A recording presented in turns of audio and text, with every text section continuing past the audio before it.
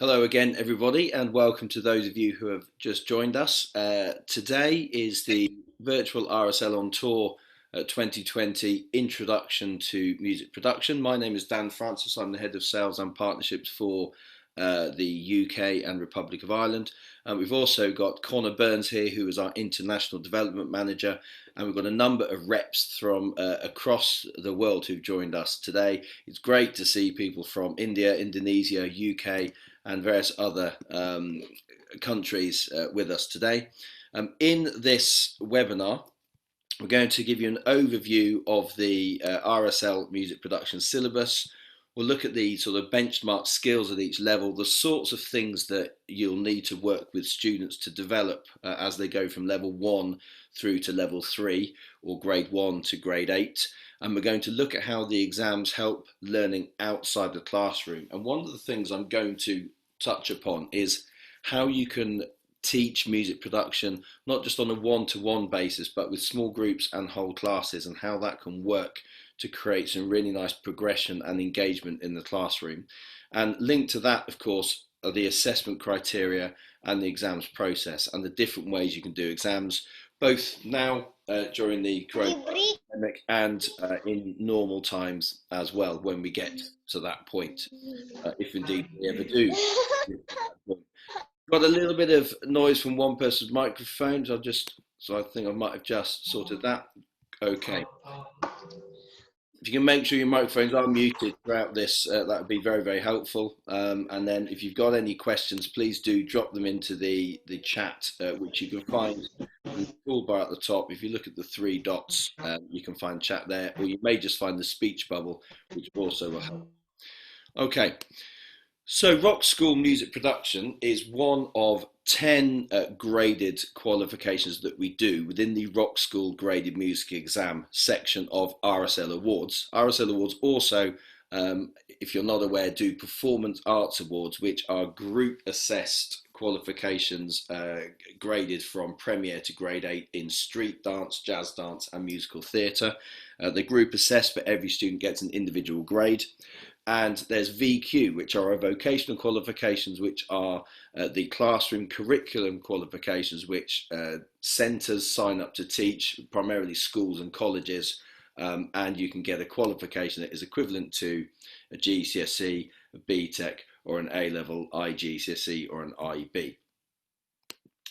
The music production course is, like all of our other graded music exams, designed to prepare students for working in the creative music industry. And the idea behind it really was to recognise that there are students that are very good at working with music production, but it's very difficult to tell or for them to communicate what level they're able to work at. So while we can be a grade 3 violinist or a grade 5 piano player or a grade 2 singer, the opportunity to do that with music production hasn't existed previously. Now, of course, it does. And the skills that are required are both technical and musical, so that students can work in both the studio and the live environment. It's about having a practical knowledge and a theoretical knowledge and understanding of music and production, so they can manipulate and edit samples, manipulate and edit the work of others, and compose their own music. And I think it's quite important to bear in mind that within music production, we're not just teaching students how to use a digital audio workstation or how to manipulate sounds that have been recreated, but they also need to be able to use their ears to be able to listen to what's going on musically, and then to be able to amend it and change it, but also communicate that really clearly with other people. So the understanding things like major and minor scales, the diminished chords, dominant chords, where a bar starts and ends, where a section starts and ends, is really very important. So what we've set up with the music production course is the practical assessment, which is 60% coursework, where they're given a professional scenario, which is testing their technical skills, and it's essentially a creative composition task, which students can complete inside the classroom, outside the classroom, in their own time, or with the guidance of a teacher. And then there's a theoretical exam and a listening exam, making up 40%. Now, both of those are taken in an exam environment, and the theoretical written exam is worth 25%, where they're tested on their understanding of particular music production terminology. And we'll go into a bit more detail about that shortly. And the listening test is where they're able to recognise sonic fidelity, music theory and harmony, and stylistic awareness. Music theory and harmony are touched on a minute ago. Stylistic awareness, they need to be able to listen to a piece of music and recognise what style it's been written in. And those styles are given to you and the students as part of preparation for the exam through the teaching of the course. Sonic fidelity is recognising things like where things are being panned left or right, or where compression has been applied, or where particular bits of EQ have been used to sweeten up or adjust the raw sound, the raw stem that often musicians will work with before it goes through all the music production effects. The exams can be taken at a public exam centre, or you can set it up by invigilating your own exam at your own venue. And we've also got a very exciting development, a remote assessment where students can stay at home and they're invigilated by us.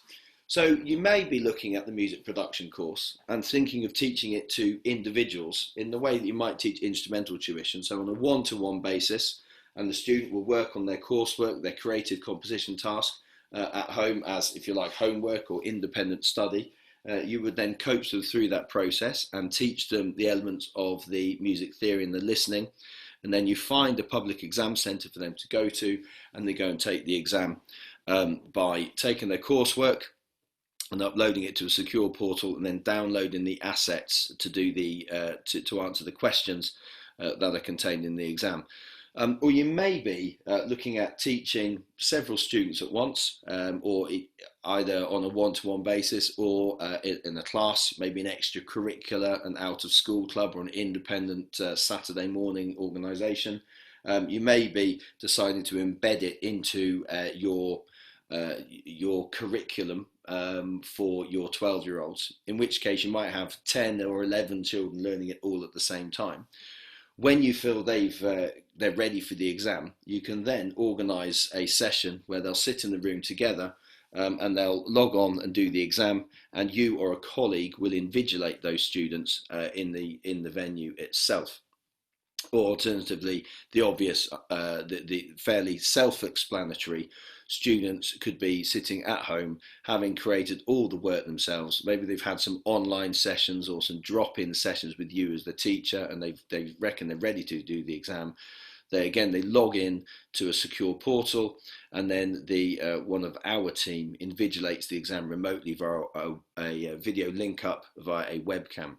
So just to explain a little bit more, the coursework task, essentially when they finished it, is they do a mix down and screenshots, and they upload it at the start of their exam. So they get a secure portal, they log in with their name and password, upload all the assets, so our examiners can then sit and assess it remotely, having checked that the work that has been submitted is the student's own work, which is why we need the screenshots. And there are also a couple of questions that students ask to check that it's their own work. And then they download a question paper with all the audio assets to complete the theory and listening parts of the exam. And then they write the answers, obviously digitally, and then they get submitted and marked, and then students get their grade in the usual way.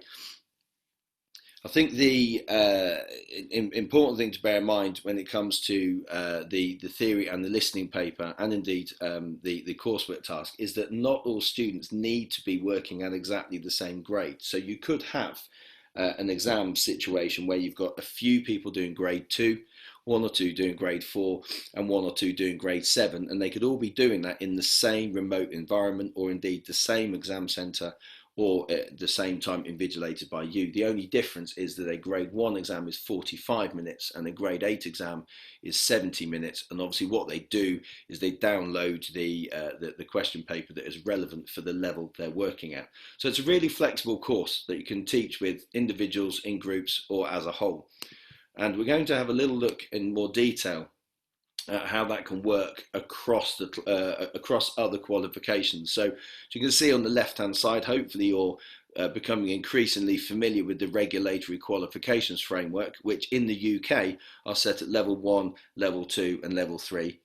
Obviously there's level 4, 5, 6 and 8 as well, but level 1, 2 and 3 are the ones that are relevant for music production. Internationally and in Scotland and Ireland, the levels are labelled slightly differently, but actually that's the same sort of ballpark, where level 1 is 8 to 13 years old, or if you like to think of it as year 7 to 9 at school, or key stage 3. These are students that thinking about what their next level could be, and they're still in compulsory education. Then level 2 is the 14 to 16-year-olds, GCSE, IGCSE, VQ, and level 3 is A-level, IB, or VQ. Now you can see here that the practical assessment, which is the coursework, is primarily and fundamentally a composition task. So that obviously leads in directly to the composition task that you're required to do for qualifications at GCSE and A level. So having preparation for that at level 1 is very important. And because the composition tasks, the coursework tasks, require you to be able to play an instrument to a certain degree in order to be able to record live tracks in, or at least that's one of the options. It obviously helps with the solo performing as well. And those of you that are familiar with our VQs and some of the GCSE courses, you can see that technology is a distinct part of both composition and performance. The listening test, as I've talked about, and you'll see in a moment, talks about music theory and stylistic awareness, and really trains students' ears to be able to listen very carefully to each other and communicate effectively. So it's excellent preparation for being a musician, but also for being able to continue progressing onto other areas of study. And the theoretical understanding, that's where you're understanding recording, but you're also understanding things to do with wider listening as a whole. So one example I'm going to point, in my 20 years of teaching, I would frequently find myself getting ready to do a concert with students, and I'd have performers on the stage doing their sound check, and I'd have a team of students that were much more interested in working behind the microphone as the studio engineers or producers or live engineers, and they'd be there with their cables and their microphones kind of working out where to place them, and they informally had learned how to do this. And I, at that point, would have loved to have had a course like this that they could have gone through, so they could have learned how to have gone through that process formally and got a recognised qualification for it. But equally, I thought the fascinating thing in that situation is where you'd have the performers on the stage and the engineers, for want of a better word, in the studio, talking to each other, trying to achieve the same goal in terms of where you would position the microphone, in terms of turning things up, turning things down, but they'd be using different language because of their different musical experiences. The great thing about the music production course is because the terminology and the language that's built into the course is both music production technology specific, but it's wider and generic for all the sorts of musical language that students need to use. It's a great way of supporting those students that are already fairly good performers but have been working on production on the side. They can then get their qualification. And likewise, it's great for those students that aren't ever going to have a particular desire to play the guitar or play the drums, but are nonetheless very, very interested in working in the creative industry, which of course is worth billions to all kinds of to the global economy. So it's a great way of kind of bringing all the different aspects of musical learning together into one really rather lovely melting pot. Now, just to touch on the level to which it complements our own qualifications, if you're interested in exploring more of these or already delivering these, our vocational qualifications, our music practitioner course has 3 pathways, all of which run at level 1, 2 and 3. And the work that you do in music production maps directly across to the work that you need to do for the composition and technology pathway for the music practitioner course. It also maps really nicely across to our new creative music industry course at level 3, which has a number of pathways, 3 of which are production, composition and live events. And then finally, I mentioned a minute ago about the fact that GCSE has composition using music technology. And of course, there's the distinct music technology A level at level 3, as well as the traditional A level. Both of these are, the music production is a fantastic preparation and can run alongside those qualifications really quite nicely.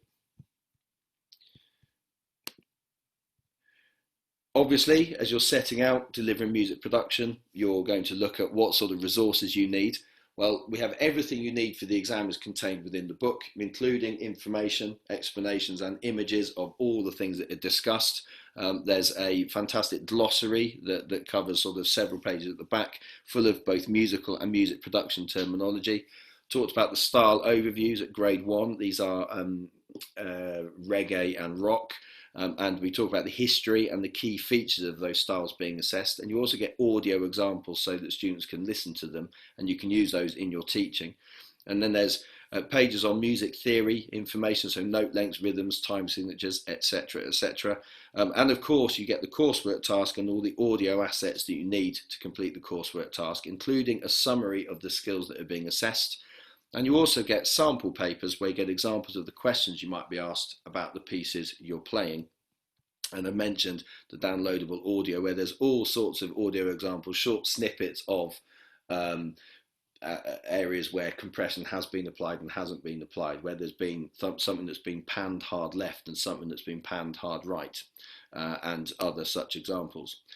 Going to look at now the theory paper, the sample theory paper that is at the back of the books. These are the sorts of things that students need to be able to understand and be able to do. So you can see here that there are 4 sections to the theory and listening paper, and the first section, grade 1, is relatively straightforward. It's about identifying the technology that you would use. So I'd always recommend that as part of the music production course that students get the chance to go into a recording studio and see how it works and how it operates. However, it's not essential because all the information is contained within the book, and obviously there are countless examples and virtual tours you can do online as well. I'd also highly recommend that the theoretical skills that need to be taught for the theory and listening exam can primarily and almost exclusively be taught through going through the coursework tasks. So I would try to keep things as practical as possible so that students can keep really, really engaged. And you can also help students work at their own pace, because we get with the music production, we'll get students that are very, very good music producers who can produce a fantastic piece of work, but they don't necessarily know how they've gone about it. So the process is very much one of reverse engineering and saying, well, how did you get to that point? What did you do to produce that? The coursework tasks help that process. But equally, they may be very, very good producers and very good composers, but less good at their theoretical knowledge. And indeed, you can have the opposite is true as well. So you can see here that grade 1, there's simple recognition of a microphone and a mixing desk. And then the other side, you can see it's moved up to grade 3. We've got a slightly higher skill level here where we're not just talking about the mixing desk, but we're talking about some of the functions that you can also get on mixing desks as well, and being able to understand the terms for them and what they do. And then you can see there's, rather than just a picture and recognizing a particular microphone, you need to be able to recognize what a capacitor microphone is otherwise known as. So a slightly more sophisticated level of theoretical understanding. Let's now look at the grade 4 and grade 8 examples. So you can see it's stepped up another level. I'll read that out because it's quite small. Here, the equivalent question at grade 4, which control on the compressor adjusts the level at which the compressor starts to react? So again, there's a level of understanding that students need, which they're taken through as they go through the book, and that information is contained there. And the next question, which stereo microphone technique requires 2 cardioid microphones placed with adjacent capsules at a 90 to 130 degree angle? And again, quite a nice detailed question. And then looking at grade 8, you are working in a professional studio and have the choice of 2 effects units. One has TS jack outputs and the other has XLR outputs. All else being equal, which is more likely to provide the better quality sound signal? So you'll find that in the book there are pictures of cables that start at grade 1, which students need to learn, and they'll look at the difference between an ADAT or a Thunderbolt or an XLR or a standard jack cable, and they'll understand A, what it looks like, and B, what it plugs into and what other equipment it works with. And then by the time you get to grade 3, 4, 5, 6, 7 and 8, it's why you might use a particular connector or a particular microphone in comparison to another one. And that's essentially what that question is testing there. And then finally, you can see here which microphone technique would provide a wide stereo field. Now let's have a look at the listening paper to really touch on the some of the musical learning that goes on as well. So at grade 1, there's 3 examples. In audio example, blah, blah, blah, and you can see there, that's the link that you get in the book for the downloadable audio in MP3 format that students can listen to. In which clip has the bass guitar been muted, A or B? And I'm going to play this now, and you can have a go at answering the question. A.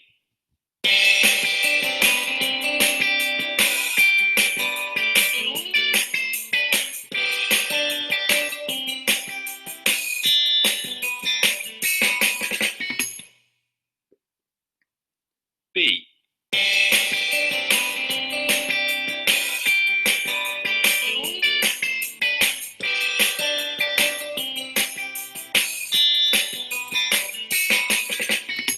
A. And hopefully you picked up there that the answer is B. In the first one, in that Van Morrison classic, there was no bass guitar. And we've also got, in audio example, in which audio clip is the piano playing quavers? So in this example, you're given a metronome click track, and then it's a very nicely recorded live piano sound. So it's nothing artificial about it at all, which sounds great. And the piano plays quavers in one, and I think plays crotchets or quarter notes in the other example, and students need to be able to recognise the difference. And then finally, in which genre would you classify audio example, EXL, etc., in the following audio clip? And you can see there the 2 styles that students need to be able to recognise are rock and pop, and those are the 2 that are covered at grade 1. Moving on to grade 3, you can see in audio example, blah, blah, blah, which recording has the widest stereo field? So you're listening out for, you need to listen out for whether things are panned left or right, or they're sitting nicely in the middle. And identify the scale played in audio example here, and in which genre would you classify audio example, blah. And by the time we get to grade 3, we're looking at blues, reggae, soul and metal. And I think it's important to bear in mind that when you're working through the music production, students using headphones is going to be very, very important, and they really ought to, well, it's basically a requirement for them to use headphones in the listening exam so that they can recognise some of the details that are included, and certainly at the higher levels that's very important. Let's listen to this example now and see if you can identify which scale is being played. So this is the audio example linked to question 4.05. Is this a major, natural minor or blues scale?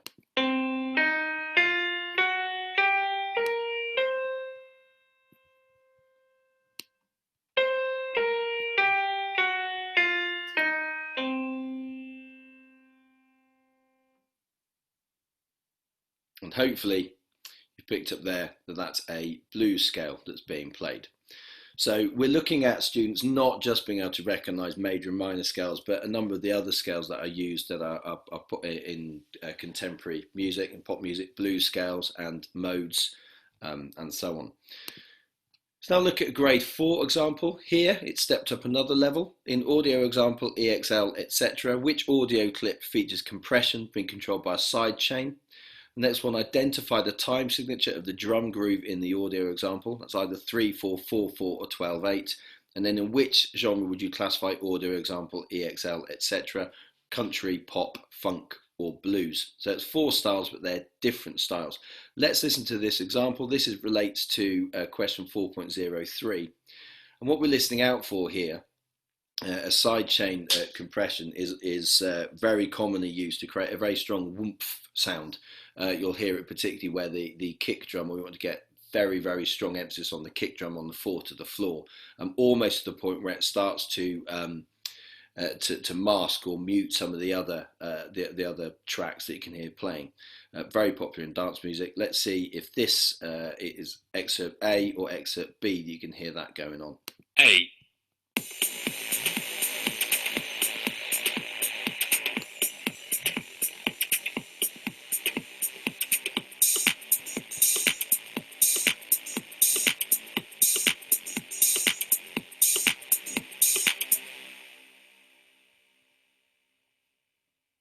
B.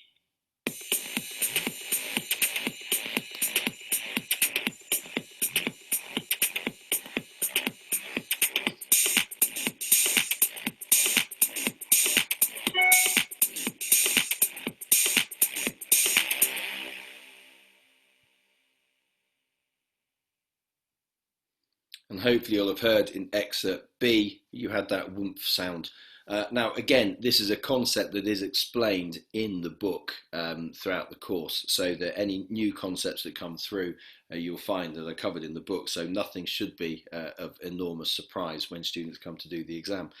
Let's now look at grade 8. So at this stage, we're talking about students that have gone through, obviously, grades 1 to 7.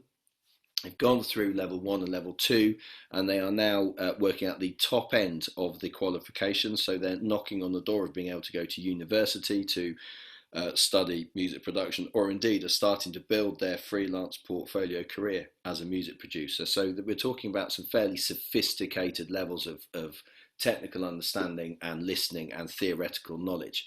So question 4.03, both of the following WAV files have been converted from MP3. One was converted from a rate of 128 kilobytes per second and the other from a rate of 320 MP3. Which one was converted from a rate of 128 kilobytes per second? And then they need to tick the box, obviously A or B. And this one is very much testing their ability to understand the value of sample rates and the level to which you reduce the sample rate and the level of musical information that gets converted drops, which can affect the overall sound quality, even though it's not necessarily things that you can hear.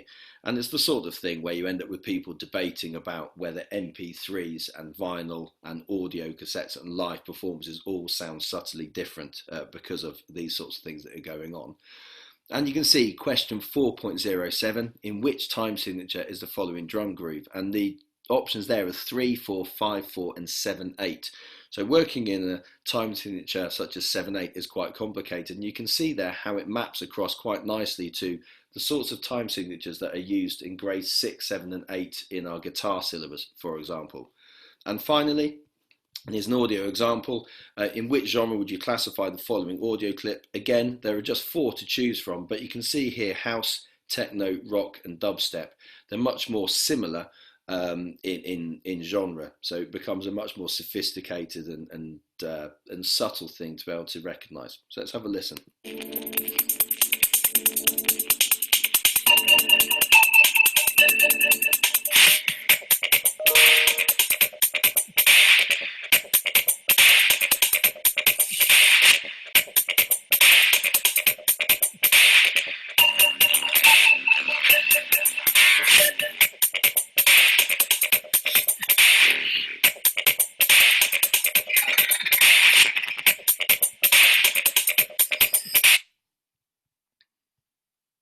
And that, ladies and gentlemen, if you were not aware, is dubstep. Let's now move on and to look at the coursework task at grade 1. This is the actual task that is contained in the graded exam book, and this is what students are asked to do. What I've done is highlighted in yellow the musical and technical skills which students are required. And I'd recommend that when people are going through the coursework task for the first time, that these are underlined and picked out, and certainly in your planning, making sure that that you're covering each of these at some point during the course. It's very easy for students to jump into a composition task and to do lots of different things at once, and then to get very confused or to miss bits or do things that possibly aren't quite happening in the right order. Sometimes their creative ideas exceed their technical ability, and that can cause some great fun to unpick and undo later on. So by going through these graded coursework tasks in a logical fashion, both from grade 1 through to grade 8, but also breaking down the different sections piece by piece, really helps to structure the learning. And we also talked about them being professional scenarios, and you can see here a producer based in a different city has asked you to take the audio of his hip hop beat, import 3 sections of MIDI chords that he has written, and to write a different bass line for each section. That is the sort of thing that producers are asked to do, and they're collaborating with people across the world all the time. You need to import the audio file into your DAW, your digital audio workstation, and set the correct BPM, beats per minute. Next, import the 3 different chord progressions and record a bass line over the top using an appropriate pitch software instrument for a minimum of 8 bars for each of the 3 sections. Ensure your bass lines are both in time and in tune with the supplied backing track, and that it retains its original tempo. Once each of the 3 sections has a bass line, add additional melody parts to 2 of the sections using another suitable sound from your DAW. Once you are happy with your solution, render the master as a stereo WAV/AIF file and upload. Now I'm going to take you through a short tutorial which takes you through the basic level of setting up your project for the first time, so that students who have never really come across music production before, or may have come across it but sort of fiddle about and don't do it with necessarily any great focus. They might have sort of gone into GarageBand as the app and then just dropped things into their phone to come up with something. These tutorials take you through each of the grade 1 and grade 2 coursework tasks piece by piece, so you can really help students to structure their learning, and obviously they can look at these as can you in their own time. So here is one example of what you get.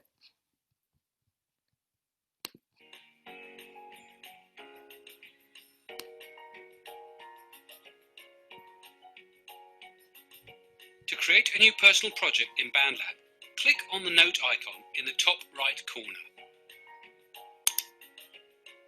Click on Mix Editor. Click on Browse Loops. Change the BPM to 87, which is the tempo of the hip-hop beat you are about to import. Double-click to turn it blue and type in 87 and press Enter or Return. Click on Drop a Loop or an audio MIDI file.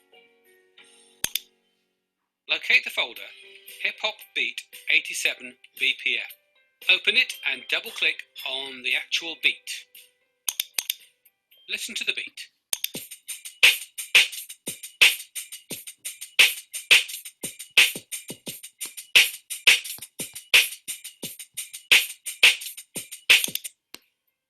Rename the song, your name, Rockschool Music Production Grade 1. Press Enter or Return, and then save your work in the top right corner.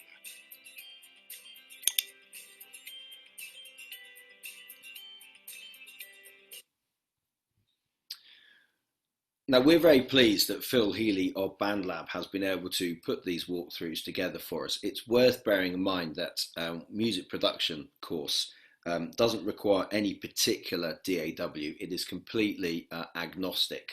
So you could use Ableton, Reaper, Reason, Cubase, Logic, or BandLab, or many others that are available, both as cloud-based solutions and as sort of seat downloaded sort of software installation solutions. It's completely up to you, and we don't endorse any particular product. But this gives you a great example of how you can use them to create your own project. Now I'm going to move on and show you a task that is built around the music theory side of things. So if you remember, the grade 1 tasks has asked the students to download the MIDI chords into their project, and then they need to create a bass line and a melody that sits over the top. Now, in order to be able to do that, they need to be able to recognize visually and orally what chords have been used. So this is a tutorial which takes you through that process.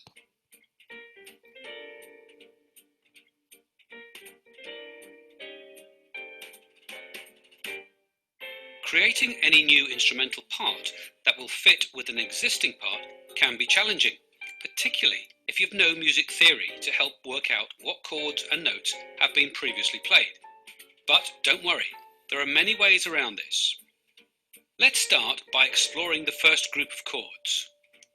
Double-click on the grand piano MIDI clip which starts at bar 1. This reveals the MIDI editor, otherwise known as the piano roll view. The thin bars contain information about the pitch of the note, how hard it was hit, how long it was played for, and when it was released. There can be a lot more information contained within the piano roll, but this is sufficient for the purposes of this task.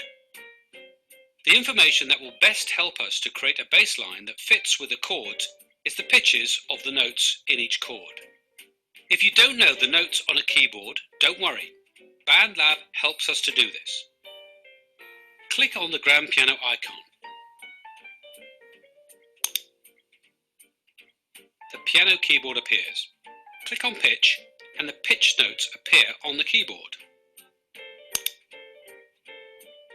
Next to the word grand piano is a double square icon. Clicking on this will undock the piano. By clicking and holding just to the right of the word grand piano, you can now move the keyboard around the screen.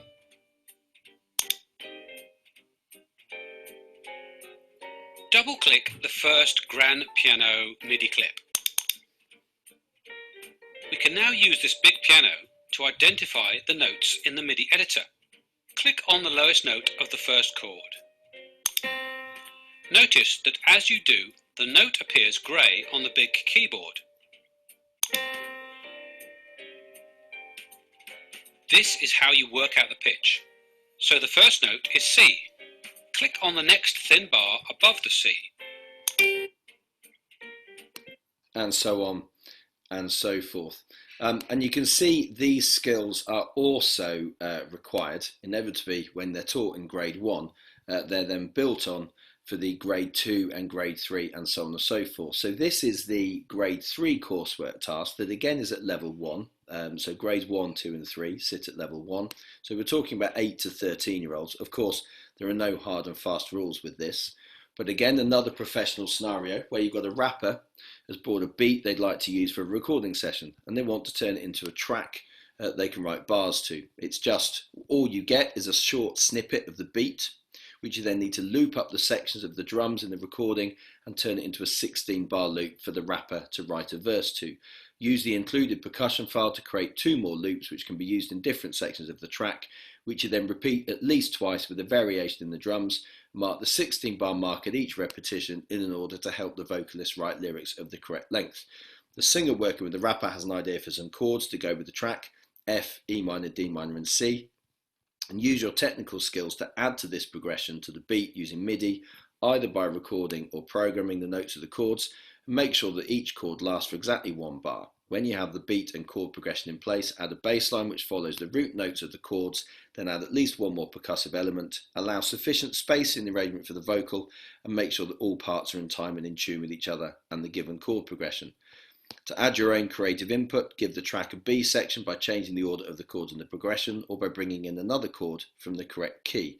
Next, either import some of the included loops and use appropriately, or record your own percussion part to add emphasis to the main section of the track.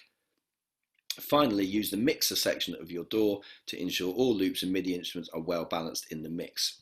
So essentially, the candidate needs to be able to take the MIDI loops that are given, drop them into their DAW, and then to be able to cut them to the right size and then repeat them enough times, and then to add a level of sophistication by creating a very clear structure to their piece of music. So intro, verse, chorus, etc., etc.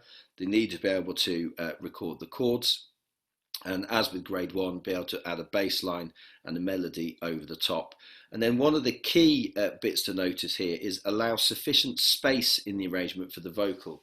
Now that is where students need to start thinking about the final production values of their composition to make sure that in the same way as you go to watch a performance and you can tell by looking but also by hearing that the bass player is on the left, the drummers at the back and the middle, and the guitarist is on the right, and the lead singers at the front. What you would do is is use things like EQ and pan. EQ to sort out your depth of field to a certain extent, and pan to sort out your stereo field, so that when you're listening to the recording, you can kind of place where the performers would be if they were performing live on a stage. And obviously, it gives each instrument the space to be able to for you to be able to hear the nuances of what they're doing. And that is when you're talking about sorting out your sound stage, essentially. So those are the skills that start to come in at the tail end of level 1, and then they move through into grade 4, 5, 6, 7, and 8. And one of the key functions, as well as pan and EQ, that you can use is automation. And automation can be used when you're dealing with volume controls, filters, and compression. And here is an example of how you can use automation to deal with sorting out volume levels in your tracks. Using envelopes. When a track has many different loops on it, which vary in volume, using just the track volume may not be effective. On the vocal and effects track, this is the case. You can see by the size of the waveform that the crash echo is louder than the filter echo, and that the drop is louder than the impact tail. This is where the use of a volume envelope can prove very useful, as an envelope allows us to automate the volume. Click on Show Hide Automation in the top left corner. White lines will appear on each track. By clicking on a line, a green node appears.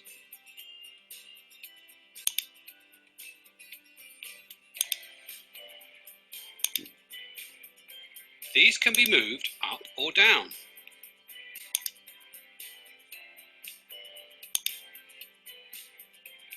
Let's create an extreme example.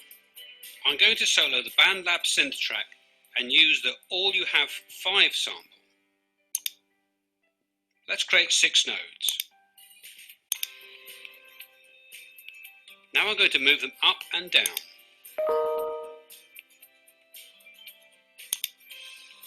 Let's play the track.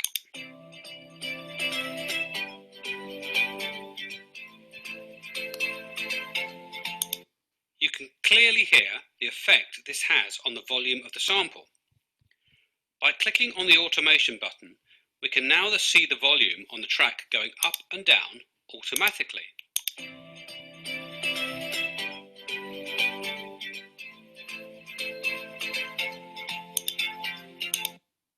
I want to make the filter echo loop and the impact tail loop louder. So I turn the automation on again and add some nodes where the volume needs to go up and down.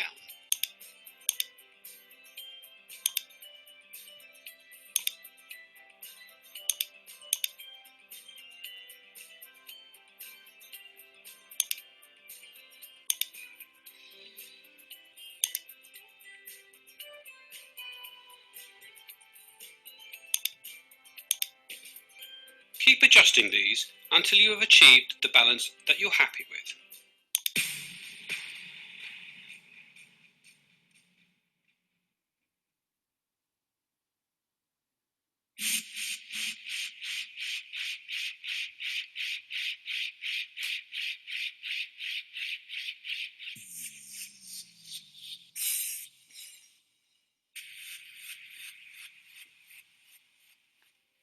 Save your work.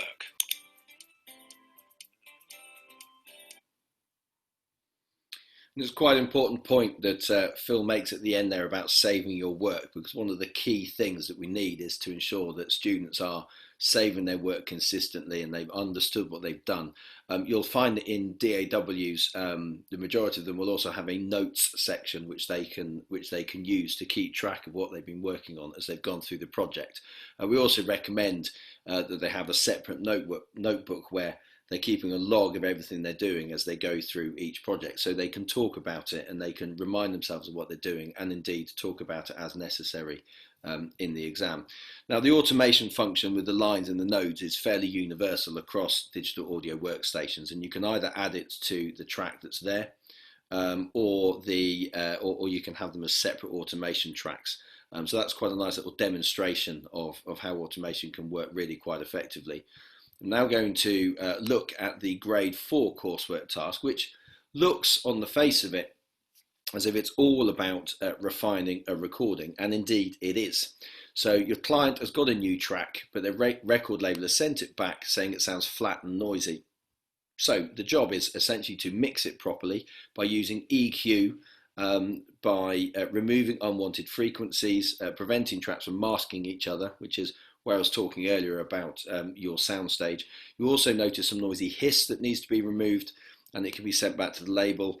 And you're going to use things such as gating, manual editing, and crossfades. So work through this repair, get the track to a usable professional standard, and save the file ready to send back to your stressed out artist. And you can see here that when you finish the track, you need to include screenshots of the EQ settings you've used. So all the way through this coursework task, you're given audio clips to work from with the books. I think there are something like 12 or 15 different audio clips that you drop in, and the students have now got quite a lot of flexibility with how they use them, but they've also got a fairly sophisticated understanding of music production techniques as well. So they're drawing on their musical skills which are being developed, and then really honing their music production skills. And again, gating, manual editing, crossfades, all explained in the book. And with EQ, you're starting to look at different windows, your mix window, and so on and so forth. You can end up with a really quite a sophisticated track. And essentially, it's your introduction to mastering is happening at this stage.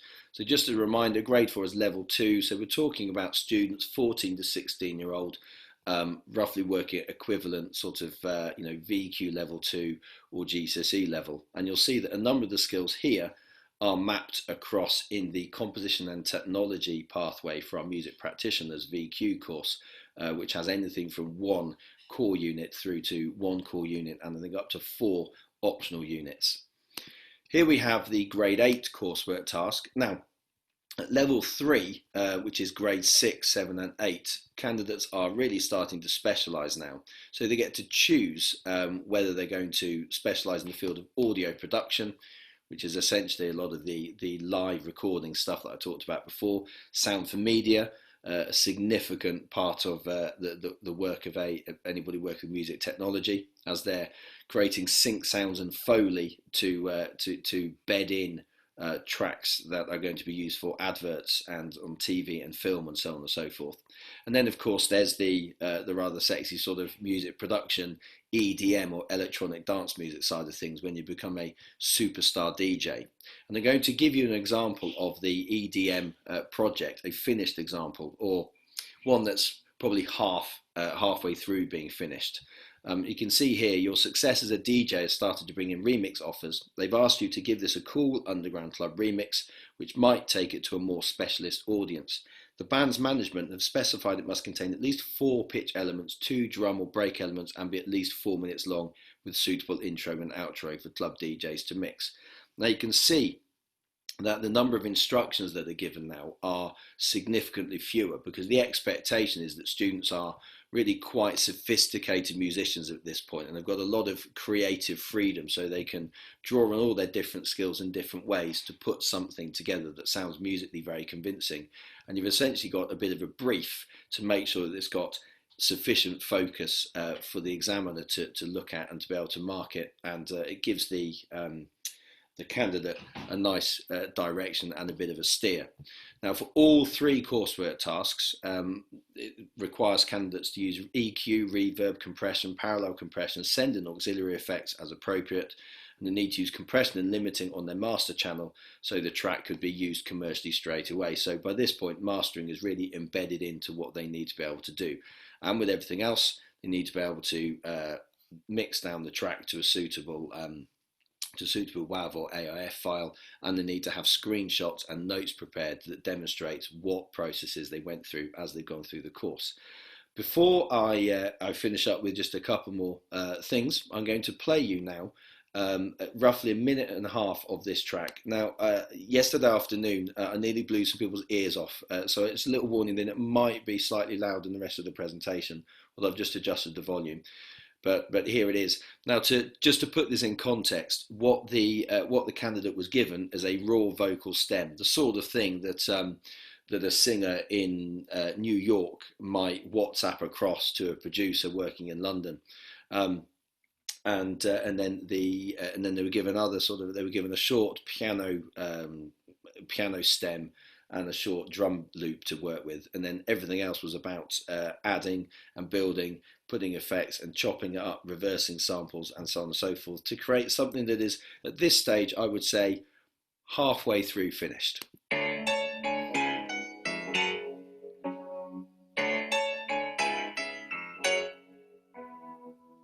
Tell me now, what is it all worth? You can say what you want, they're just words, they might hurt, but we're all made of the same dirt. We're just people, we all still fall down. What it is worth, you should have known much better. You don't own that crown. You'll never see me let go. I made a choice, right from the wrong. There's no reason to be scared now.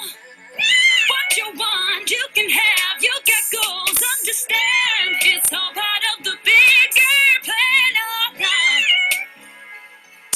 Right from the wrong, I had to get away. It was no good for me. Force me down or lift me up, but listen what I say. We all still fall down. What it is worth, you should have known much better. You don't own that crown. You'll never see me let go. I made a choice, right from the wrong.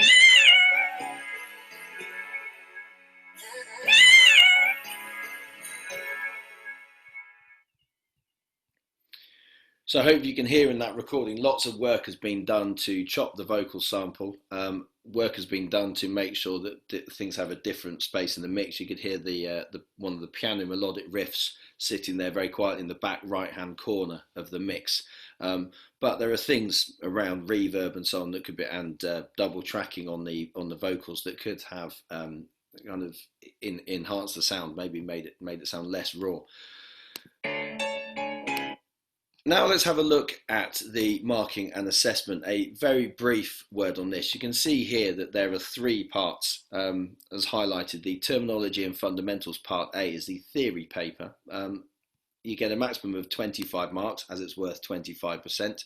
15 to 18 is a pass, 19 to 20 a merit, and 21 to 25 is a distinction. Listening to skills exactly the same but out of 15.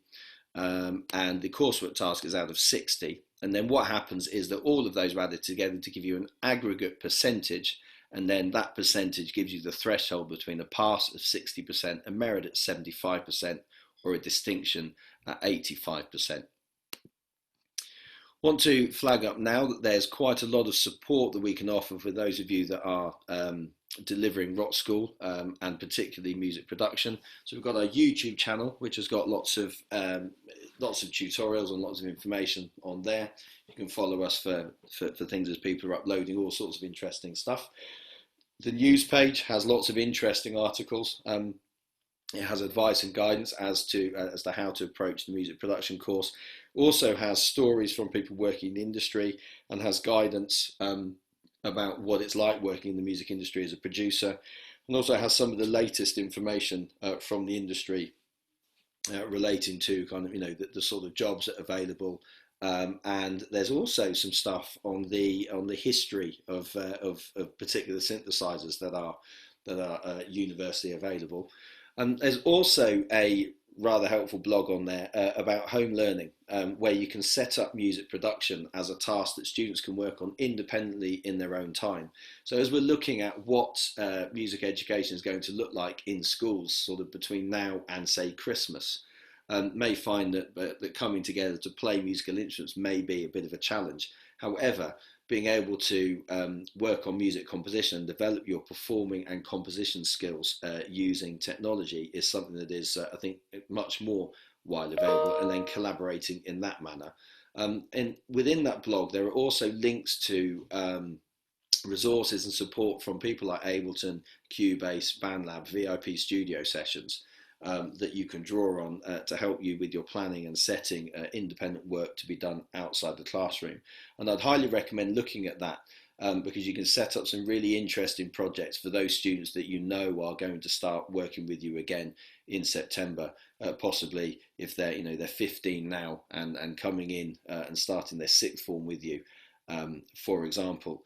And finally, but really quite importantly, Teach Today. If you follow the link, cloud.rslawards.com/teach today, you can set up a teacher registry profile, either as an individual or as an institution, which means that people can find you as a teacher to search you out for teaching. But equally, you can access schemes of work which take you through grades 1, 2 and 3 in a 12-week scheme. Obviously, it's just an example of how you might approach the music production course. And you also get digital versions of grades 1, 2 and 3 for the grade books. And finally, you get the walkthroughs for grades 1 and 2 produced by BandLab, which I think are broken down into roughly 17 different sections. The longest one of which is 6 minutes. Most are within around the sort of the 3-minute mark. And if you really want, you can look at the whole 45-minute walkthrough for grade 1 and the 45-minute for grade 2 as well. So some great resources which I think will be quite valuable. Finally, from me, see you all again soon. Bye.